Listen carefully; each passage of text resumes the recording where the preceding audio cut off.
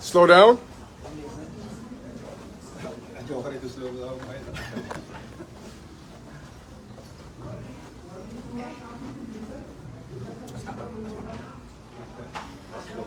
Cuma abad anu.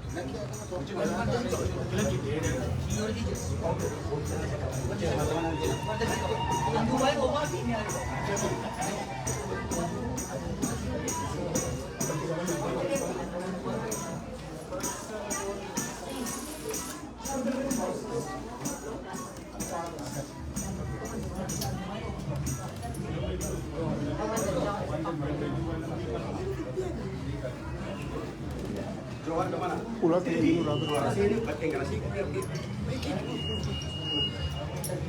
Here we go.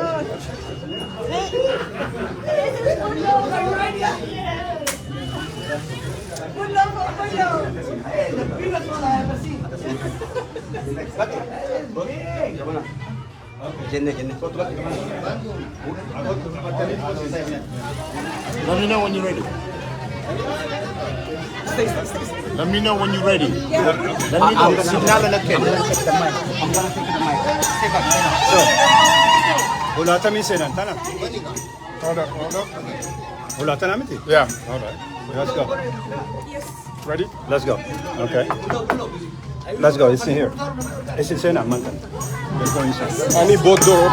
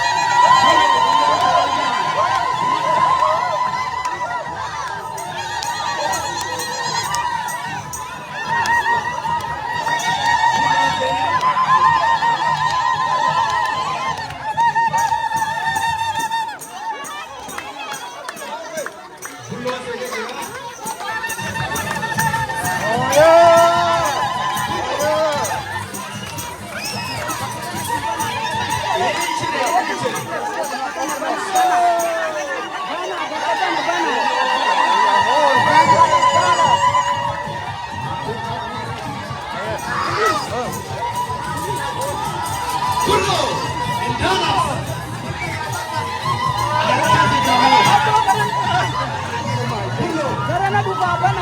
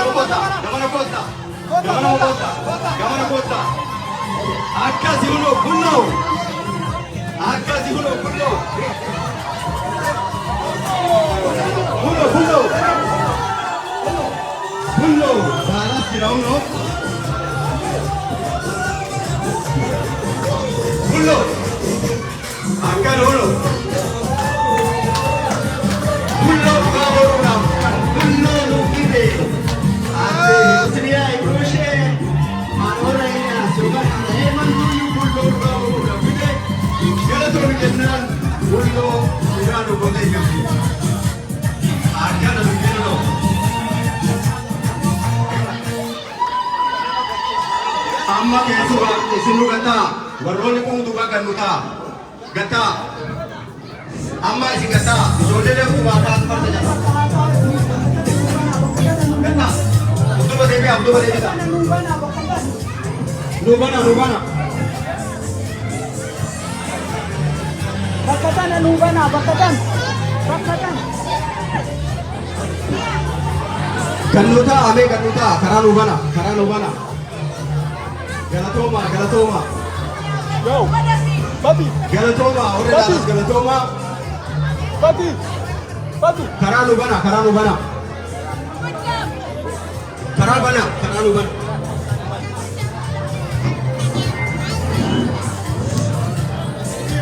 Cukti keessa dhutaa.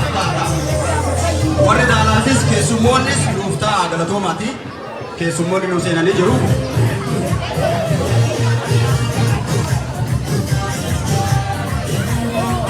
Please bakka nu qabadhaa, namni bakka nu deebi'aa, biyya duuba deebi'aa.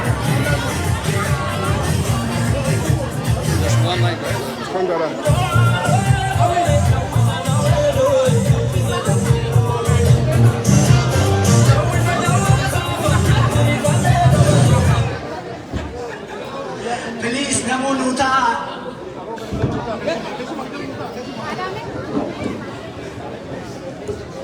Please, mee namni bakka deebi'aa nu ta'a. Supposed to turn that red.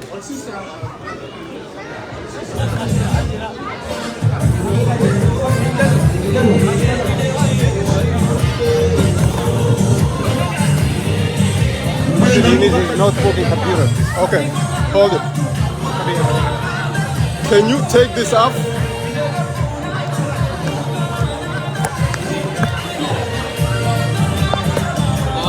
Summoonni dhuftee akkuma kabajaan nu seene kana bulloo fuula kana dura finnaa warri gaazexeessan gannuutaa.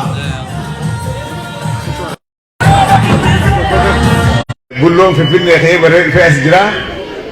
Warri qophii kan qopheessan hedduu ulfaadhaadha, galatoomaadha. Bulloo keenya suuraa kaafadhaadha. Bulloon alaabaa Oromoodhaatiin miidhagee bareedee isin dura jira. This surprise. Daalaas waan ajaa'ibaa gootee addee Osniyaa hedduu ulfaadhu galatoomii warra Ilyaasa Ibsaadhaati. Waan kan ishee itti yaadee bulloo qaamaan fiduu qabuudhaaf jiraata. Tekko maal gabbutani? Yaabadda. Hayyee obbo Baqqeedhaa fi bulloon yaabbachuudhaaf deemanii viidiyoo waraabadda.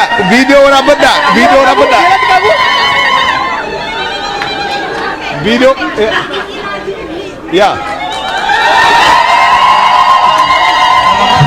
Please hin afardin. Obbo Baqqeen bulloo koree jira.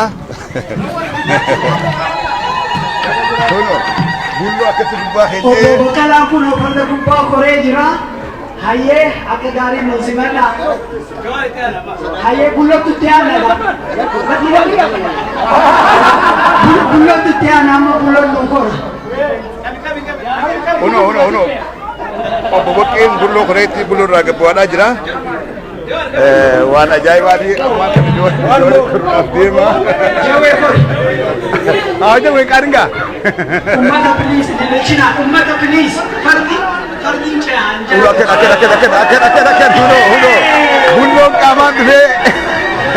Bulloo dhala dhugaa godhee bulloo koree jira. Huno akkan. Bulloo biyya keessaa sanillee koruun isaa fagoo jiru. Akkan. Okay. Galatooma hundi keessaniyyuu fayyaa nu argadha. Hedduu kabajooma yoo fayyaa argadha. Amma ammoo Obbo Baqqee.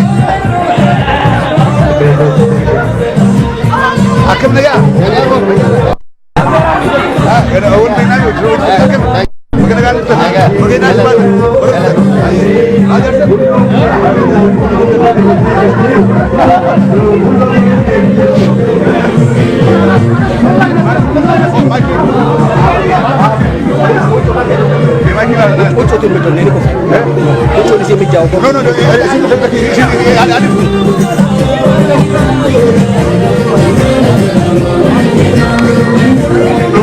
Waan ajaa'ibaatti dalagamee Daalaas dubbii ajaa'ibaatti dalagamee waan hedduu gaariidhaati. Walii bakka deeman hundaa'uu warri dhufu taa'u bulloo kan qopheessu ta'an si'a garuu Daalaas dura yaada kanaan dhuftee fakkeenya ta'uun waan hedduu gaariidhaati. cafe nu galatomi hayyee bulloon nurraa hasoso'u amma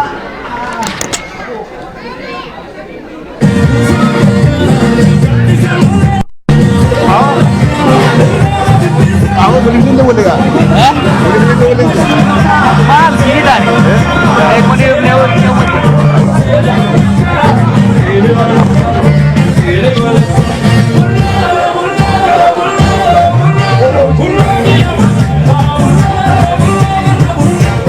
Is that women?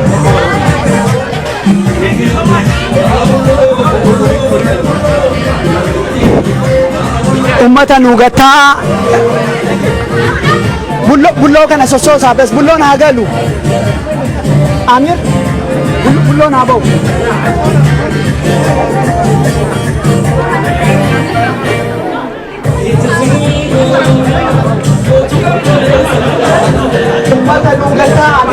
ummata nu gataa bulloo hayyee namuu bakkatti nu gaseebi'a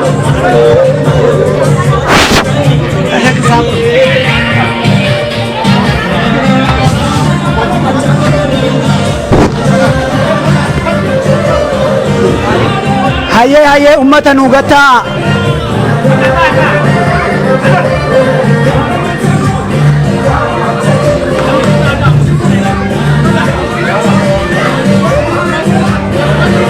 hayyee hin dhaga'amu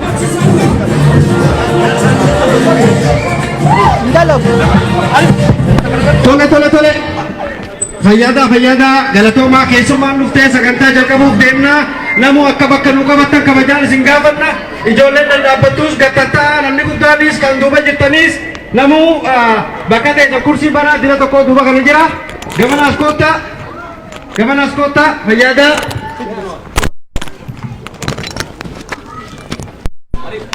hayyee amma maanguddoot nu banaa du'aayini Haji Said fi erkoo garana nu ol baha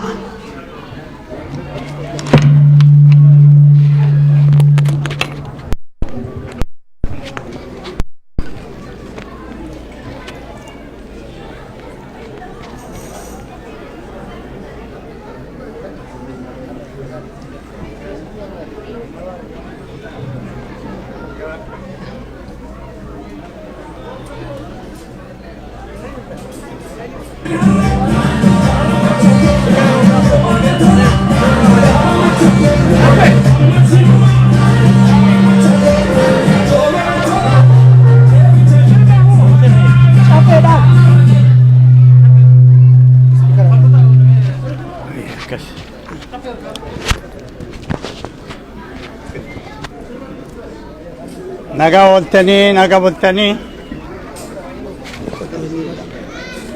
ummanni keenya naga bultanii amma duraan dursinee wanni kadhachuu barbaannu wanni rabbiin galatoomachuu barbaannu jara kana akkamiin akka turanii eessa akka turanii eessa jalaa akka baanii isa baasuuf rabbiin fuudhee immoo bakka isaan kaa'ellee achi hin beektanii bakka saniillee baasee amma galata rabbi galfannaa isaan bakka boolla sanii baasee du'a jalaa baasee adda fuudhee ummata kanaaf dhaabuun gammachuu rabbiiti.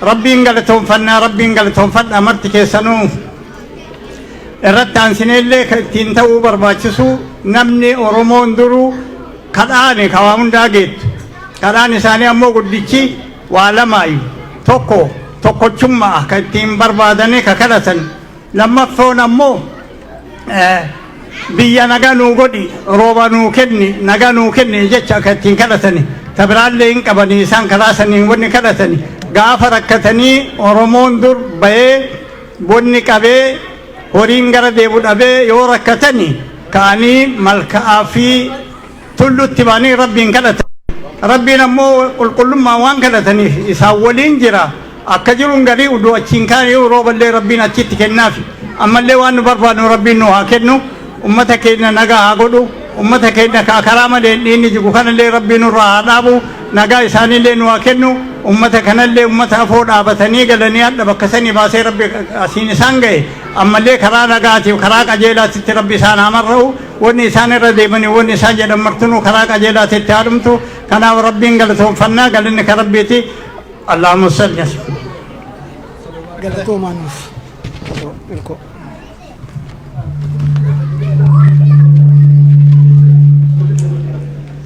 Akkam jirtan Oromoo baga nagaan jiraattanii wama hundaa nagaatu tura aansaa Rabbiin guddaadhaa jennu Rabbi du'a jalaa nama baasa rakkoo bara lamaan kana keessa rakkoo baay'ee keessa dabarre Waaqayyo guddaadha aggaammi isaan irratti godhamee yeroo baay'ee sana hunda Waaqayyootu jala baase Rabbiin galannaa ga'u isaan mana hidhaa baasee keenyallee kan immoo namoota hidhamanillee kan sababa garagaraatiin dararamaa jiranillee kan mana hidhaatti hafanillee Waaqayyo isaan mana hidhaa nu haa baasu isaan mana hidhaa nu baasee immoo asitti nu jidduutti argamuu isaaniitiif Waaqayyo guddaadha Waaqayyo galannaa ga'u galanni Rabbi haa ga'u ummanni keenya kan amma bakka hundatti rakkoo keessa jiru kana Waaqayyo isaaniif haa mirmatu isaaniif haa dhaabbatu bakka jiranitti hunda Waaqayyo gita isaanii haa ta'u rakkoo keessaa nu haa baasu tokkummaa Oromoo haa kennu afaan wal nu haa beeksisu wal jala nu haa deemsisu wal haa nu dhageessisu yoo tokkummaa qabaatan malee bakka barbaadan ga'uu hin danda'ani kanaafuu uummata keenya Waaqayyo galannaa ga'u baga nu jidduutti argamtanii baga Rabbi isin ga'e jennaa kanuma jedhaa fayyaa ta'a.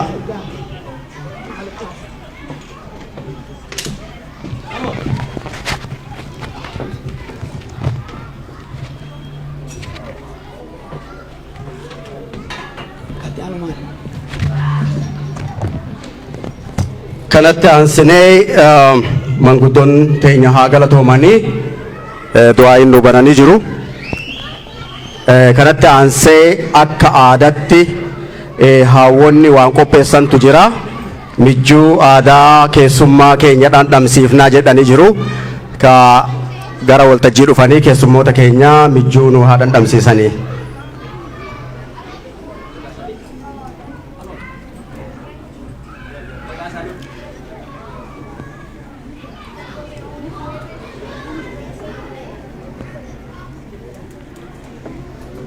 Adero.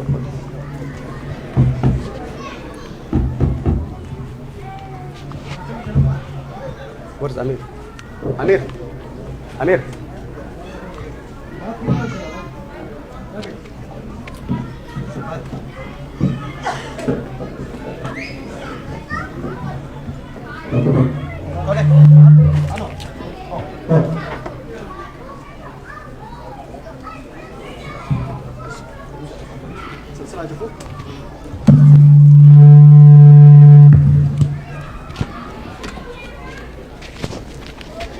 Galatomi Michael Fix nu godhee jira.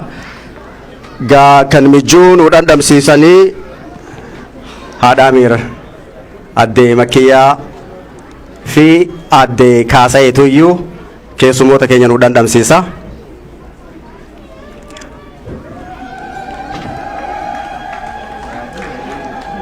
Hangafarraa jalqabna jedhanii obbo Baqqalaatu iyyuu dura dhandhamu deema. Maal isin biratti gammachuun hin jiru? Galatooma.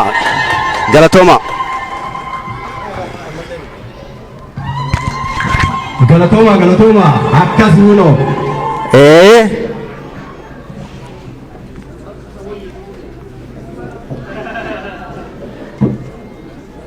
Itti aansee Jawahar Muhammad obbo Bullootu iyyuu dhandhame jechuudha.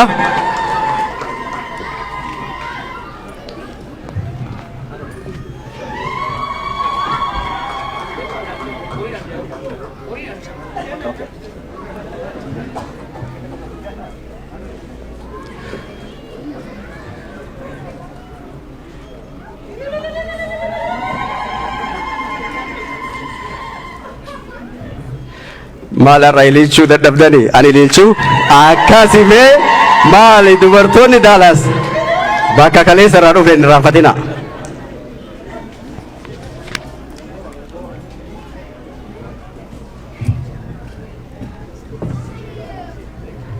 Kanatti aansee adde Misraan mee waan jettu keessummoota fi isiniin gabaabsitee waan isin jettu qabdi welcome isin jette jechuudha. Assalamu alaikum warahmatullahi wabarakatuh. Wallahi asirrallee dhaabbachuun fedhu garuu ardaan tan as dhaabbadhee haawwan addunyaa tana keessa jiran hunda haawwan addunyaa tana keessa jiran hunda namni Joohar jaalatu hundinuu haati saasan mudhii hidhattee oguu kanattis jaajaarra teessee gartee cimimmuu dhalan qabne takka gootu wajjini cimimmuu san goonee haadha isaati. Alhamdulillahi rabbil aalamiin haati dura deessee isa arkiteeti nutilleen arra deenyee hunoo bulloo keenya ijaan agarree haawwan Oromoo bikka jirtan hundaa warri du'aayiidhaan haadha Jooharii wajji ciminfachaa baatan arra deessanii ammoo mucaan kun asiin nuu dhufe rabbi asiin nuu gahe ammallee immoo umrii isaa isa dheereessee rabbi isa tiisee bikka Oromoo marti hawwitu san nu haa gahu jennee rabbi guddaa kadhanna. Wanni rabbi nuun goone nuti walii godhuu hin dandeenyu. Ka isa fidees rabbi, ka daalaas fidees rabbi, ka nu garsiises rabbi. Hawwi inni itti jirullee gartee sabni kiyya kana ta'e je'ee ka saba isaatii dhaabbatee nafsee isaatii wajjiin tigilii ajaa'ibaa godhee rabbiin hunoo guyyaa 40 midhaan malee waan kaa'eef isaa beeka. Nuti immoo tana hunda alhamdulillah jenne gammanne rabbiilleen gammachuu fiixaan baatee nu haa godhu. Bikka deemtan hundattuu hafurri keessan haa urgaa'u. Mukaa citaan isin haa simatu. Jaalala dhugaasan isin haa kennu. Hawwii isin dhaabbattaniif tanallee rabbi bikkaan isin haa geewu. Isin jaalannaa rabbi gargar nun baasin umrii barakaa qabdu isin kennee hawwii teessan san bikkaan isin haa geewun ja'a galatooma.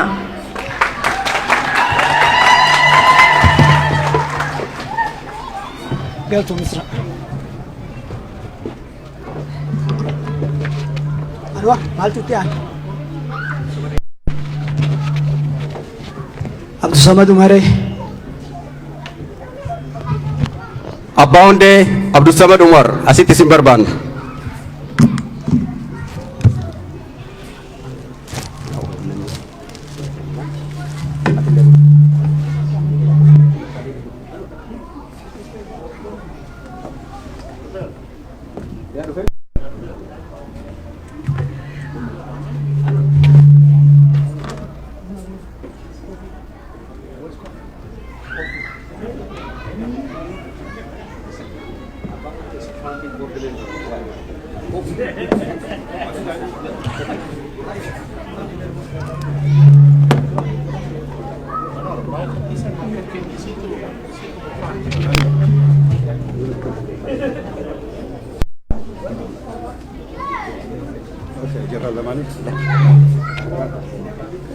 Okay, galatooma kanatti aansinee sagantaan qabnu Daalaas keessatti yeroo adda addaa yeroo isin yaamnu akkanatti nu argamtaniitiin nu gammachiiftanii nu bareechitanii bareedaa gammadaa isiniin jenna.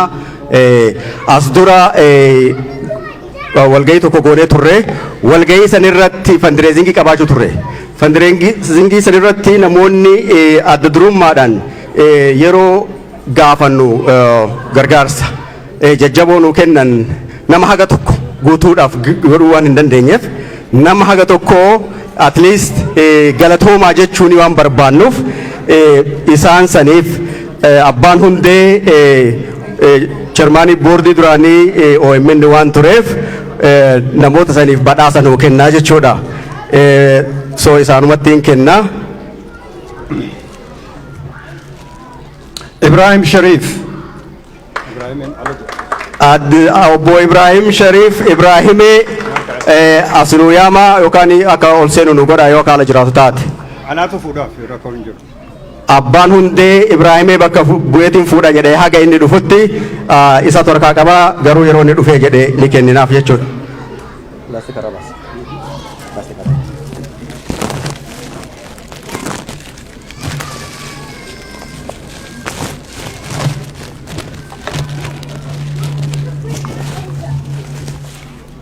namni lammataa kan badhaasa kenninuuf Abdulaziz Bengani.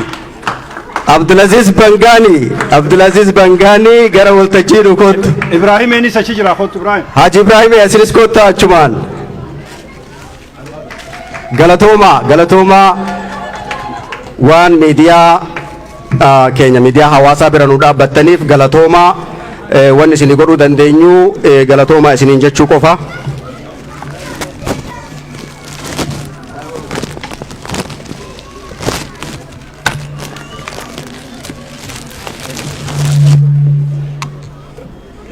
Galatooma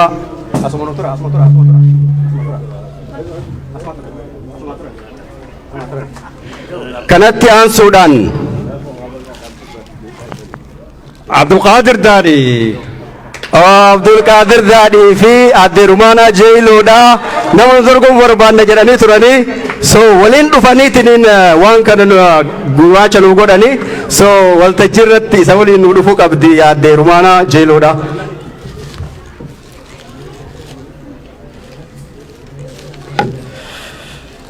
Kan biraa akkasumatti maatii isaa waliin guutuu kan gaafsan miidiyaa bira nu dhaabbate maqaan isaa Muhammad Abdallah yookaan immoo Areedoo jennaan jechuudha. Maqaa isaa namni beekamuun Areedoodha.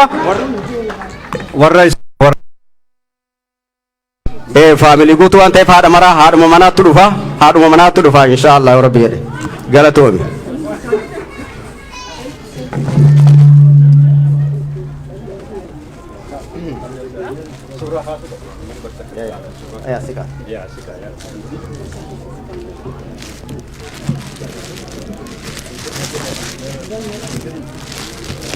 Hai Bangani ini Aadde Fariyaan eessa jirti?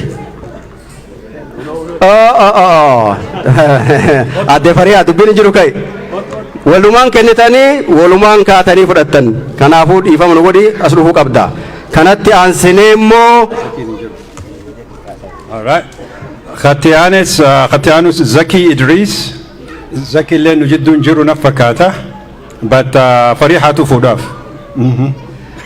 haa galatoomanii nama sadihin guyyaa tokkotti nam sadi ta'anitti irra guddaa isaa guyyaa san $10,000 nu kennam sadi ta'anii haa galatoomanii warroonni kunninis akkasumatti warroota 3,000 ol nu kenne galatoomaa isiniin jenna akkanumatti gargaarsi keessan ittiin haa fufu bakka irraa baaftan itti isin haa guutu jenna galatoomaa bakka nu deebi'a.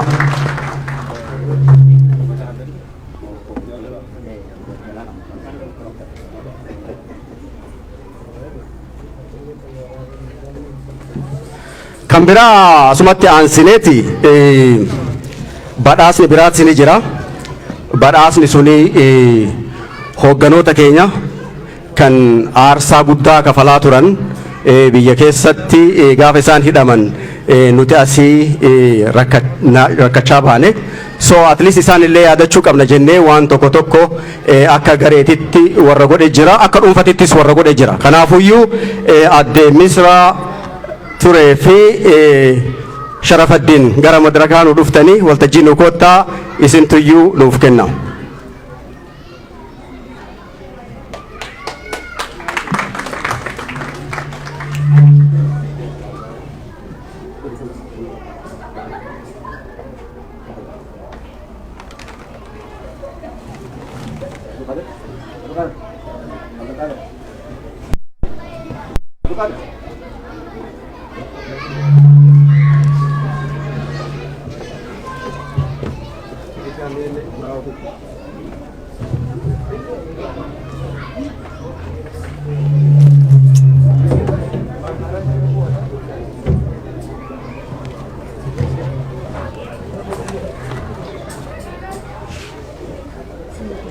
Thank you. Ata. Balleessite ka? Balleessite?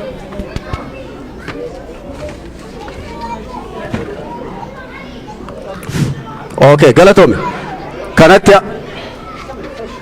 Kanatti aansee badhaasni kenninu maqaa afooshaa odaatiin qophaa'ee maqaa afooshaa odaatiin kan qophaa'ee waa hedduu asii qabna garuu akka hangafaatitti obbo Baqqalaa Garbaa tirraa jalqabna. Wanni kenninu kun immoo guyyaa boodarra isinii hima garuu ammaaf obbo Baqqalaa Sharafaddin nu kennaa kana nu haa kennu. Obbo Baqqalaa Garbaa kennaa isinii qabna. Maqaa afooshaa odaa daalaasiin isinii kenninee galatooma. Galatooma.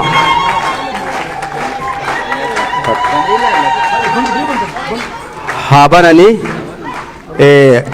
bakkuma tokko isin argisiisu itti aansee Jawahar Mohammed. Obbo Jawahar atislee fudhadhu yeroo tokko argisiiftu.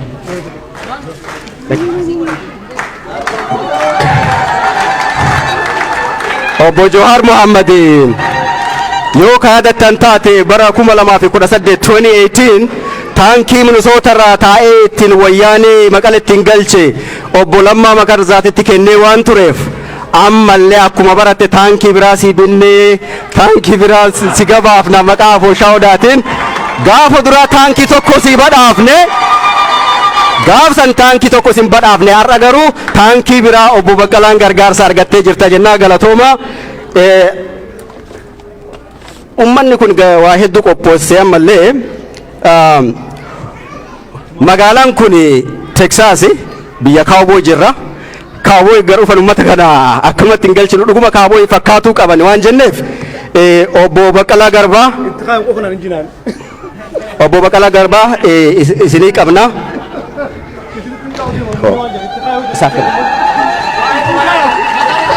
Matarra kaa'e baniitii argisiis atis ban cowboy bas keessa cowboy Dallas obbo Baqqalaa ammallee nafne koofiyaa qofaa miti jalallee ni barbaachisa jedhanii tokko no Bane. Texas jechuun kana gaawno.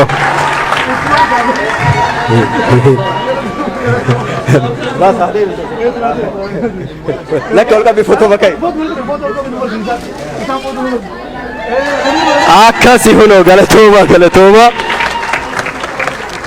Ammas erga kaawwee badhaasuun kennan oolle lameenuu wal fakkeessuu qabna jenne bullollee akkasumatti akka obbo Baqqalaatetti kaawbooy koofiyaan qophaa'eefi jira. Obbo Bullo obbo Jawahar Mohammed dafii bane kana hunooti Dallas maal haga hamileen qabdanii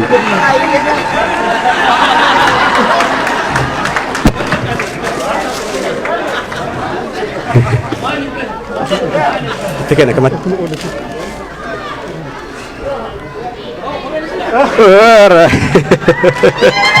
Akkasi dubbiin kana fakkaata baay'ee nu galatooma isinis ulfaadhaa nu ta'a isinis bakka nu deebi'a maqaa afooshaa odaatiin badhaasa kana nu kennu keessaniif baay'ee nu galatooma isiniin jenna. Daalaasiin tun beektaa dubbii qabdi. Akkamitti hoogganoota keenya warra lubbuu nuu kenne nuti waa xiqqoo godhuu dadhabnaa jedhanii ammas dhuunfaadhaan akka maatiitti warra waa qopheessee jira. Isaanis akkuma reefuun tana kaase gaafa OMN gargaarsa cimaa nu godhanii nu bira dhaabbatan har'as kennaa qabaa jedha Muhammad Abdallaa Areedoon haadha warra isaa waliin fi maatii isaa waliin. Maal sagaleen?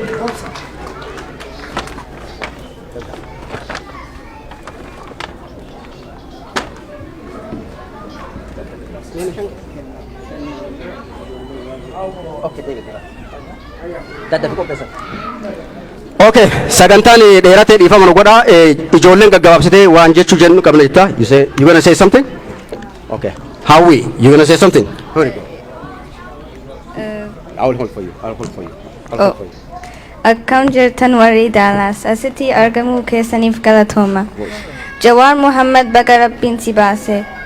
Jawaar Muhammad fe'ii qabu dandeettii kaka'umsa murannoo fi kutannoo qabu nutti argisiisee jira. Jawaar Muhammad jechuun rakkoo sabni Oromoo keessa jiru sirriitti qoratee falmachuutti seene. Oromoon mirga abbaa biyyummaatiif akka qabsa'uu fi qabsoon kunis qabsoo bu'uuraa akka qabu nu barsiisee jira. Kanaafuu haka qabnaa ni moona jedhee abdii qabuu fi murannoo qabu gochaan nuti argisiisee jira. Haa ta'u qabsoo qeerroo Finfinnee geessite amantee OPDOtti kente. Amantee OPDOtti kente. Baga amantee itti kente. Isaantu qeerroo fi uummata Oromoo ganne malee ati hin ganne. Ati bu'aa qabsoo keetii mul'istee jirta galatoom. Jawaar Muhammad ofitti amanee Rabbiin abdatee uummata Oromoo abdatee lubbuu takkitti qabu of kenne hi'amee beelawee guyyaa 40 waan uummanni Oromoo keessa jiru hunda irraa hudamee nu argisiisee jira. Goota kennaa hayyuu siyaasatii gamana teetee argitaa gamatti yoo dubbattu onneerra yoo deebistuu gaafii hundeerra hubatee hubachiisu dubatee dubachiisu qabsoo jechuun akkana. Keessummaa keenya warri Dallas immoo gaafii yoo qabaatan seeraan gaafachuu deebii yoo barbaadan obsaan eeggachuu galatoom hayyuu keenya galatoom ati goota keenya horii bulii si jaalannaa onneerra.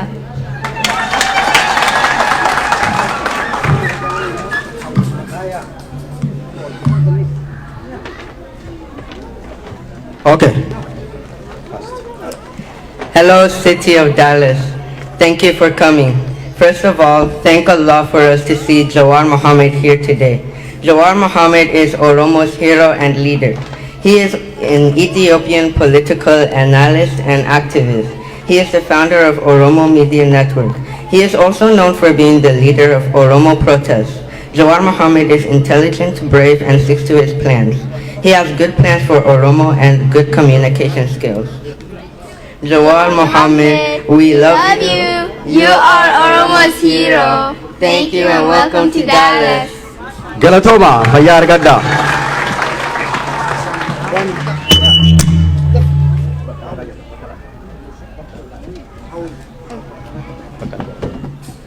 Now we have a special present for Jawaar Muhammad and Bakkala Garba.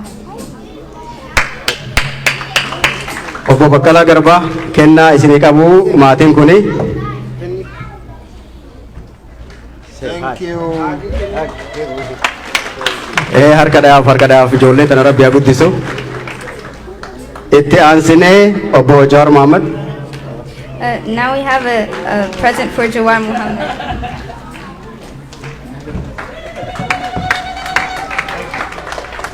Galatooma mee maal kennan waan kennan ilaalla waan irra katabamellee isaantu beeka.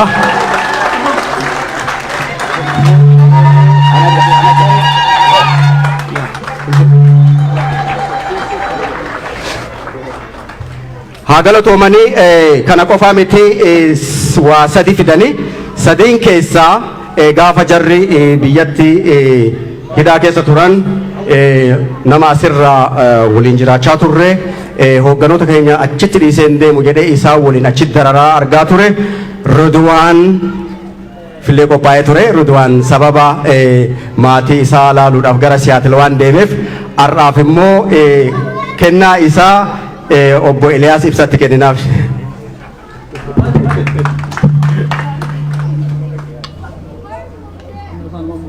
Okay.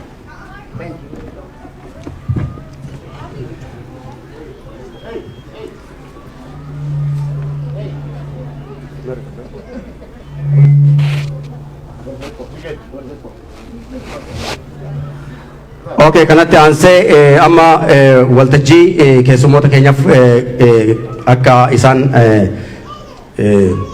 haasaa nu godhan isaaniif waltajjaa kennina.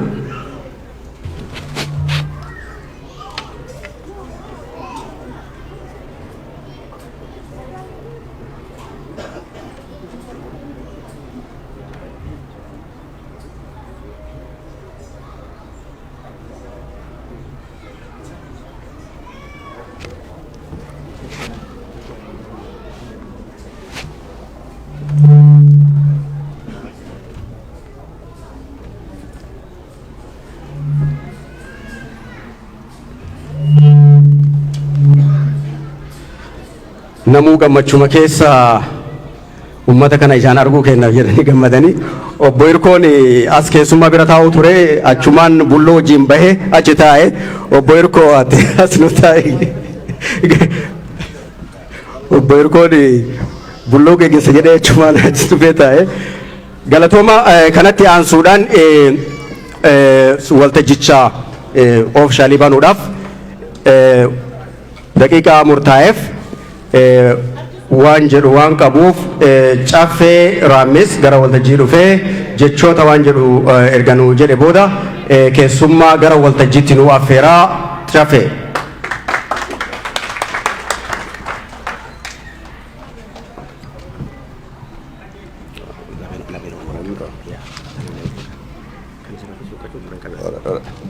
Thank you. Assalamu alaikum wa rahmatullahi wa barakatuh. Qophii bareedduudha baga nagaan dhuftaniin jaa. Joorii fi baqqalaa dura nutis baga hidhaa baanee jaa nutis mana hidhaa turre. Haqa isaan mana hidhaa jiran nutis asiidii siriira baanaan afalmataan faanii isinillee hundinuu bakka jirru hundaa magaalaa takkaa jira magaalaa Oromoo nama sadii jiraata. Nam sadiini Firii Baqqalee Garbaa, Firii Joowar Mahammad, Justice for Hacaaluu jedhanii hiriyee baa turan.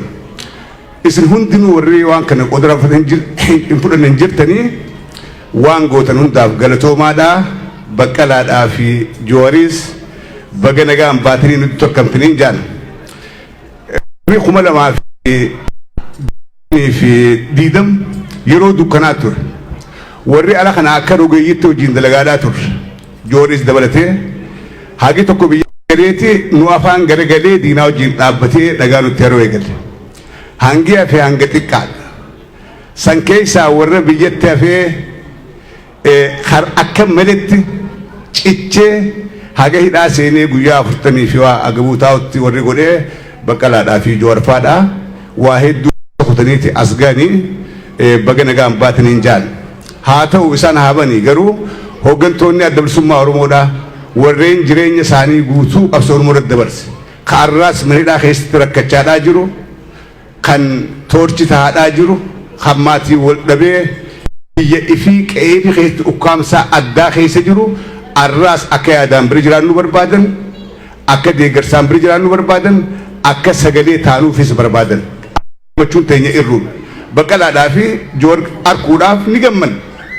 Gammachuun teenya guutuudhaa miti. Warra isaan dura qabsoo keessa ture. Warra isaan caalaa wareega hadhaawaa kafale. Warreen dirree qabsoo keessa garaa hidhatee kilaash fannifatee umrii daa'imummaa tureetu arraas manidhaa Oromiyaa Qaallitti keessa rakkachaadhaa jira. Gaafa isaan hundi hojiin nuu baane gaafa qeeroon kumaantamaan manidhaa keessa jirtu Oromoo tahuu qofaaf kan yakka tokko hin dalagin hidhaman gaafa isaan hundi hojiin gannuu dhiifaman gammachuun teenya guutuudha. Karaa biraatiin obbo Baqqalaadhaa fi Joowar qabsoo karaa nagaa geggeessanii durumarraa'u karaa kanaan deemaadhaa turan. Qabsoon karaa hedduudhaan jirti. Warri hidhannoodhaan malee diinni cabujuus karaa sirriidhaan jira. Warri lakkii hidhannoos lolaadhaa karaa nagaatiinis diinaa wajji haasoynee deemuu qabnis karaa sirriidhaan jira. Namni keenya asitti konfiistoo hin qabu. Waldhabbii yaada kana lameen iddoo hin jirtu. Waan kana uummanni keenya akka gaariitti hubadhaadhaa. Fayyaadaa haganumaan ja'a. Joowar naafi Joowar yeroo dheeraa amata 10 beeka keenya Joowar amata 10 boota 10 wal beeyna gaafa maqaan isaa Tolaa Buliidhaatiin beeka. Akkasii Joowar Tolaa Buliidhaa paaltokirra wal beeyna. Qabsoo naaf inni paaltokirraa hojii eegale gaafa miidiyaan hedduun jirre gaafa feesbuukiin hin jirre paaltokirraa nam 50-60 wal geenye achirraa qabsoo Oromoodhaa eegallee unu hangarraa wajjin geenye. Qaalittis dhaqee sinna deebi'ee jechuudha. Gadaadhaa.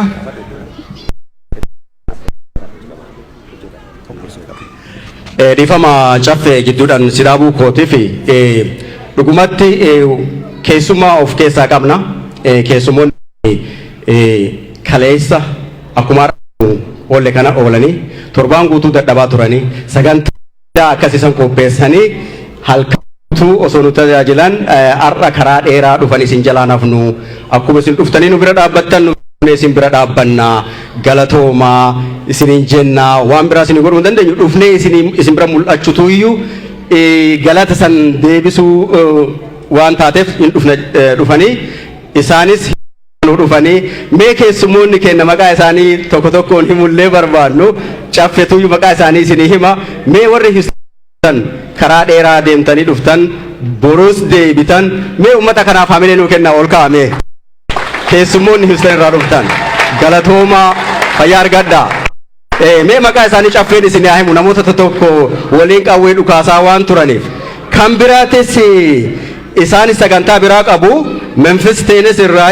akkamitti Dallas irraa hafuu dandeenya jedhee warri dhufee isaanoti maaliif yaani finni waan wal fakkaannuuf Salasiyo Memphis Tennessee irraa ofee dhufee mee yeroo tokko si haalaalani akkasi huno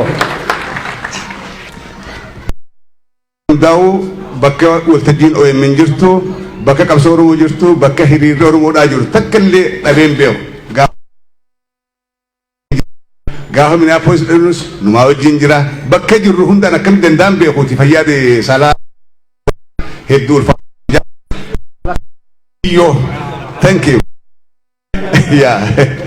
ulfaatu itti aansee keessummoota keenya qaqqaalii akkaan jaalannu as argamu kanaan afeeruudhaaf deema san dura garuu tiima falmataa Ibroodhaa jira tiima falmataa Ibroodhaa tiima qaalii tiima maasii addabeen beeku tiima yeroo hundaa waan Oromoodhaa keessa waliin jirru kalee isaan qophiidha qabaachaadhaa turanii arraas Teeksaas irraa dhufanii as dhufanii nu bira hedduu ulfaadhaa galatoomaan isin jara deebi'e itti aansee eenyu eeydan Joohar Mahammadiimi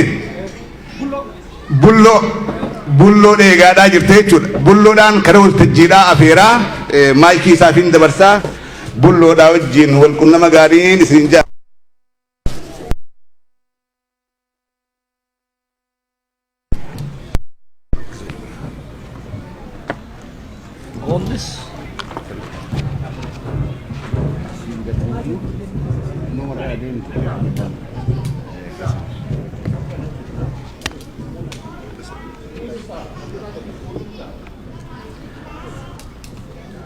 Akkam ooltan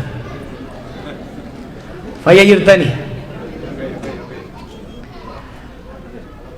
namni hedduun asii godaanuu jira na fakkaate nama bakka biraatti dur beeynu atleast nama namaan arge caffee raamis bakka inni jiraatu rabbumaa fi Facebook qofaa beekaa inni illee asii godaanee na fakkaate Amiris Chicago irraa asii gale na fakkaate akkasii it's really wonderful to see you guys manni de Dallas yeroo dheeraan biyya kana deddeebi'aa ture gaafa jalqaba eegarruurraa gaafa Oromoo Farsirraa eegaltanii nu gargaaraa turtanii booda immoo erga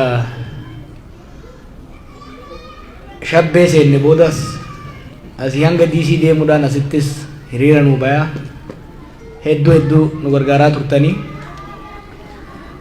hedduu galatoomaa ulfaadhaa jechuun barbaada keessattuu immoo namoonni hedduun almost family warri as jirtanii Elias Ibsaati family isaa amata mee qolbee namoo I think some 17 no I think you know me before I was born I met him I think 2005 akkuma biyya kana dhufeeni erga gaafa san walitti amadamne hangamma asiin nu ga'e OMN jaaruu qofa irratti osoo hin tahin keessattuu last 2 years yeroo OMN biyya kanattis biyya sanittis haleellaan ciccimaan irra ga'e keessatti I don't think it would have survived without Elias Ibsa yeroo tokko Elias Ibsaa fi haadha manaa isaatiif halkan adaan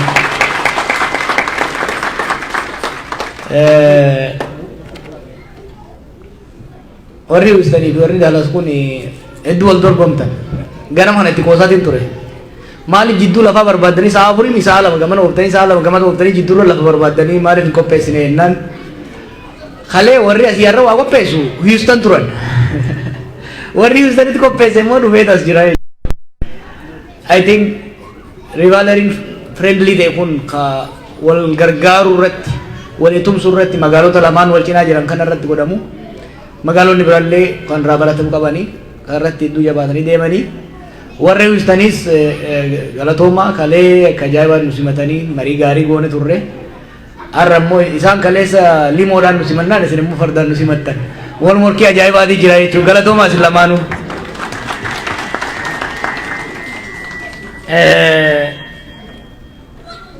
Buna dhuine buna dhugeetiin bal'inaa isinitti deebi'a.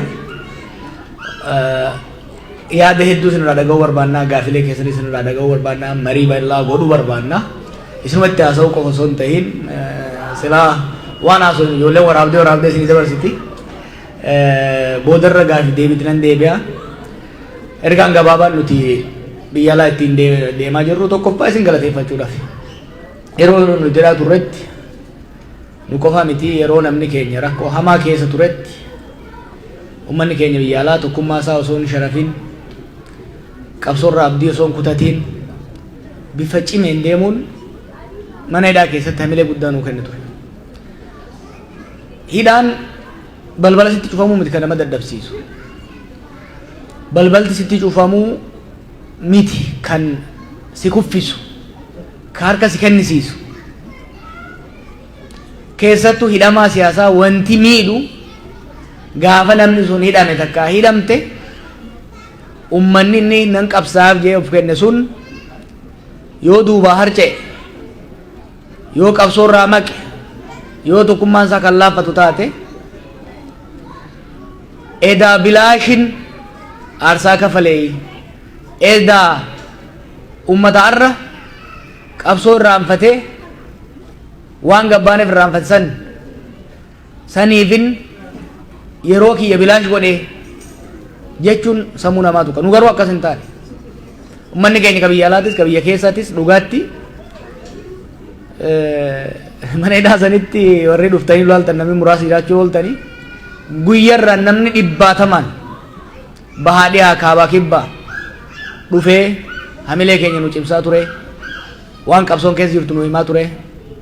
Isin immoo warri biyya alaa cabbii keessa aduu keessa karaa fagoo deemuun mormii godhaa turtan maatii keenya maatii hidhamtoota gargaaraa turtan qeerroolee madaayan miidhaman gargaaraa turtan qabsoo karaa hedduudhaan waan qabdaniin humna qabdaniin beekumsa qabdaniin qabeenya qabdaniin gargaaraa turtan. Kana waan dagaa turreef kana waan quba qabnuuf mana hidhaa keessatti hamilee guddaa qabaachaa turre jechuudha. Kanaaf hedduu galatoomaa isiniin jaa. Gaafii deebii irratti isinitti deebi'a amma boosa kiyyaaf hin kenna boosni kiyya irra isiniif haa buusu galatooma.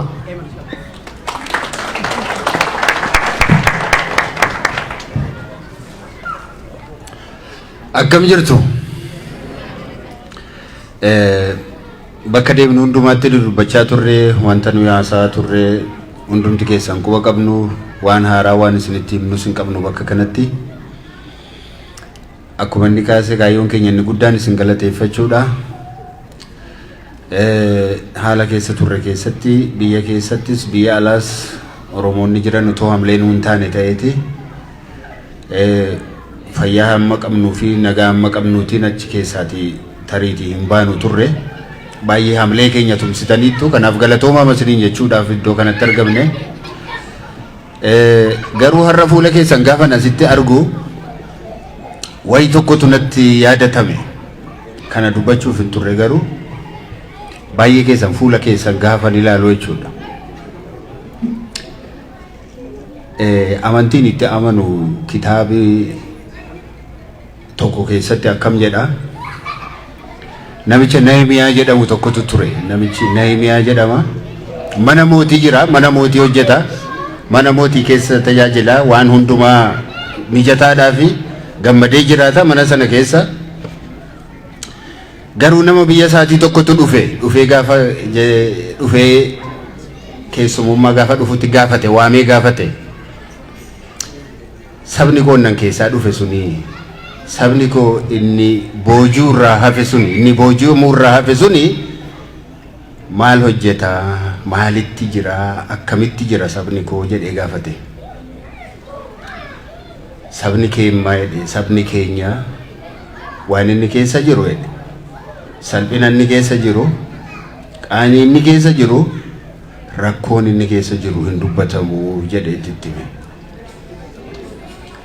Dallaansaa diigameera balballi isaas gubateera nama isaa dubbatu malee dhabee hafeera jedhetu waa'ee saba isaatiitti gaafa kana dhaga'u namichi kuni fuulli isaa baay'ee gurraacha'ee jedheen baay'ee gadde jedhe waa'ee saba isaatii baay'ee gadde baay'een keessan as teessanii waa'ee saba keessanii akkasii yaaddan nan beeka waan sabi keessan har'a keessa jiru waan quba qabdanni fuulli keessan ifaa miti si'an ilaalu ifaas ta'uu hin danda'u sabi keenya rakkoonni keessa jiru akkuma namichi ammaa dubbateedha dallaa malee hafee nama tiksu malee kan hafeedha eenyullee itti bobba'ee ka ajjeesu eenyullee waan barbaade kan irratti raawwatu kan irraa dhowwu kan hin qabne ta'ee hafeera sabi keenya dhugaa akkuma sana natti fakkaata fuula keessan kana gaafa ni ilaalu kunis immoo dhuguma kana dagachuu hin qabnu waan sabni keenya keessa jiru gar tokkoon beela'aa jira gara tokkoon lola keessa jira qeesaa keessa jiraachuu dadhabee jira nagaadhaan bahee galuu dadhabee jira jireenyi itti qaala'ee qonni bakka hedduutti geggeeffamaa hin jiru daldalli bakka hedduutti geggeeffamaa hin jiru akkuma baay'een keessan quba qabdanii xalayaan biyyaa isin ga'u bilbilli biyyaati isin ga'u ka akkamii akka ta'e quba qabdu kanaaf fuulli keessan gammadaa miti jedhee tan fudhadha haa ta'uutii nuyi baanee asitti argamuu keenya gammachuu keessan mul'isuudhaaf yaaltaniittu waan gochuun isirra jiru gootaniittu isa hafeef immoo ba'uun keenya fakkeenyaatiif lolli Raashaa fi Ukireen gidduutti raawwachaa jiru lolli yookaan rakkoon bakka biyyoota adda addaa jiran akka inni mul'anne godhe akka inni hin beekamne godhe akka inni xiyyeeffannoon arganne godhe biyyuma keenya keessatti immoo yoo fudhanne lolli Tigraay keessatti geggeeffamu rakkoo Oromiyaa keessa jiru akka inni mul'anne godhe kanaatiif akkasumatti du'aa jira sabi keenya utuu hin beekamin du'aa jira utuu hin beekamin gidirfamaa jira utuu hin beekamin qeesaa keessatti waa hedduun irra gahaa jira nummoo hiikamuun keenya namni lama hiikamuun keenya namoota warra achi keessatti hafe akka xiyyeeffannoo isaan dhaban akka hin goone akkasin hubattan hin barbaada ammallee akkuma caffeen kaase nama hedduutu hidhaa jira nama hedduutu baqannaarra jira nama hedduutu immoo rakkoo adda addaa keessa jira kanaatiif rakkoon keenya hin furamne hin dhaabbanne qabsoon keenyas hin furamne bakka hin geenye itti fufa kanaafi ba'uu keenyaan gammaddanii yookaanis raawwate isinitti fakkaate waan kanaan dura gochaa turtan tumsa saba keessaniif gochaa turtan iyyaafannoo saba keessaniif gaggeessaa turtan akkasin hin dhaabne isin yaadachiisuun barbaada. Kana caala waan jennu baay'ee hin qabnu yoo gaaffii yoo qabaattan nu gaafachuu dandeessu oma tokko tokko gaaffii hin qabdan yoo gaaffii moonuma qabaattu jedhee tayyaada achirratti kaafnee wanta tokko tokko mari'achuu dandeenya.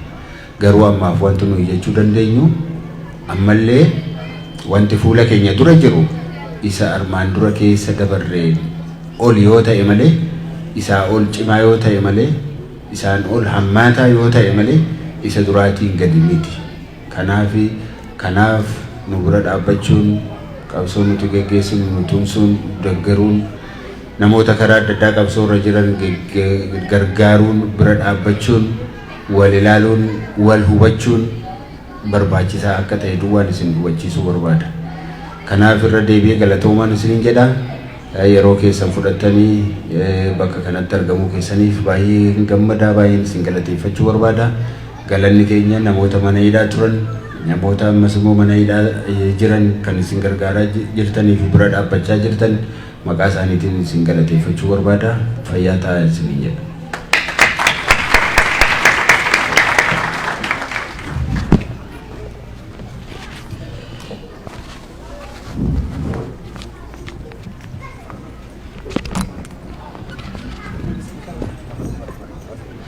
Galatooma fayyaa argadhaa warri obsaan dhageeffattanis nuuf galatooma kanatti aansinee ergaa qabna ergaa gabaabduu daqiiqaa laman caalle So isaanis dargaggoo yookaan immoo garee kubbaa Daalaas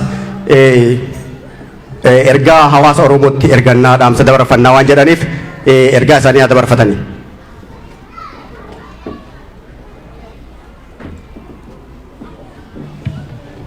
Kanatti aansee isaan booda sagantaa itti aanu qabnaa. Sagantaa san booda gaafii fi deebii ifis hiree isinii kenninaa. Gaafii fi deebiidhaaf uf qopheessaa namoonni gaafii fi deebii qabdanii amma garuu ergaa dabarfatu obboleessi kenna. Galatoon Oromoo akkam jirtu? Dhimma jara keenyaa booda gaafii fi deebiitiin isaanis dubbisee gaafii sun qabaadde yaada dhuunfaa koo dhiyeessadha. Amma kan asitti na ergate qeerroodha. Qeerroon kun qeerroo Daalaas akkuma beektani bakka hundatti bakka Oromoon waa tokko godhate hundatti dhaaba siyaasaan qabanii amantiin qabanii Oromoo hunda walqixa laalu yaada qabu ejjennoo mataa isaanii qabu garuu gaafa Oromootti dhufe Oromoota qofa ta'anii dhaabbatu ijoolleen kuni. Egaa ijoolleen kun waan isaan godhan keessaa tokko kubbaa miilaa taphatu. Kubbaa miilaa taphachuun immoo walitti dhufeenya dargaggootaaf qooda guddaa qaba. Minisootaa deemuuf jedhu ijoolleen kun waan isinitti tolu keessaa tokko barattootatu keessa jiru. Barattoota kana sababii maallaqaaf jedhanii dhiisanii deemuun barbaadanii hunda fuudhanii deemuu barbaadu. Namoota haaraa biyya kana dhufantu jiru bakka Oromoon jiru dhaqanii ilaaluu barbaadu. Ijoolleen kun ijoollee kanas duubatti dhiisanii deemuun barbaadanii kaayyoon isaanii Oromoo walitti qabu bakka Oromoon jirutti qooda isaanii bahuudha waan ta'eef gargaarsa uummata keenya irraa gaafannaa jedhan. Maalidha? Hedduutu jira, baasii hedduutu jira. Namoota amma kana fuudhanii Minisootaa deemanii dhufuun baasii hedduu nu gaafataa. Kanaafuu gaafa torbee dhufu gaafa 3 sa'aatii 4tti guyyaa waggaa lammaffaa yaadannoo Haacaaluu Hundeessaa faana wal qabatee paarkiitti qophii fandiraayizingii qopheessaniiru. Qophii kana immoo hawwan magaalaa Daalaas jiran waliin qindeessuunidha. Teessoonsaa 300 North Plano Road Richardson yoo gaaffii kanarratti qabaatanii qeerroo keessaa nama tokko yoo quunnamtanii ibsa caalaa isinii kennuu barbaadu. Please gargaara ijoollee kana maallaqaanis bira dhaabadhaa yoo yaada qabaattanis yaadaan bira dhaabadhaa.